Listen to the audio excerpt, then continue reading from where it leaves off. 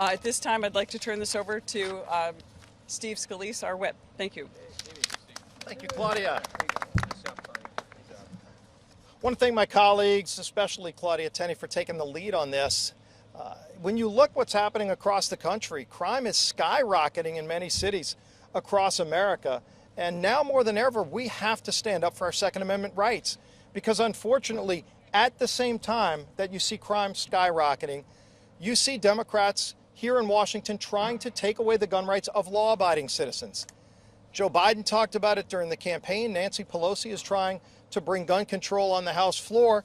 And yet if you look at cities all across America that defunded their police, they're seeing skyrocketing crime increases. And so law-abiding citizens are concerned now more than ever and are buying guns in larger numbers to protect themselves and their family. Imagine if Democrats get their way and actually do defund police, you don't have a 911 to call a police officer, they would send a social worker. And so families want to protect themselves. People want to protect their families and keep themselves safe. And if they're in their house, maybe they're going somewhere else, just walk into their car. If they want to bring their gun with them, they ought to have that right. And yet in New York, you see this arbitrary determination over how concealed carry permits are issued. Just a few years ago, and Claudia gave reference to that Heller case before the United States Supreme Court right across the street. It was a critical decision to determine whether or not the Second Amendment only applied to people in the military or all American citizens. The good news is the Supreme Court got it right and said that the Second Amendment extends to all American citizens. The concerning thing is it was a 5-4 decision.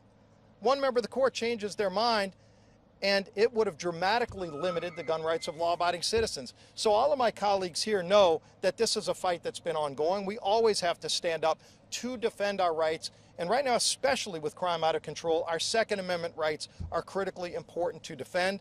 I applaud Claudia Tenney for bringing this amicus brief. Over 160 of our colleagues have already signed on. We urge the Supreme Court to get this case right like they've gotten so many others right and respect those constitutional rights that law-abiding citizens need, especially with crime out of control in cities that have defunded their police. We don't want to see this happen to any city in America. Unfortunately, it's coming to many cities in America, and that's why citizens are exercising their constitutional rights to protect themselves. We need to stand up for those rights, and that's what we're here to do today.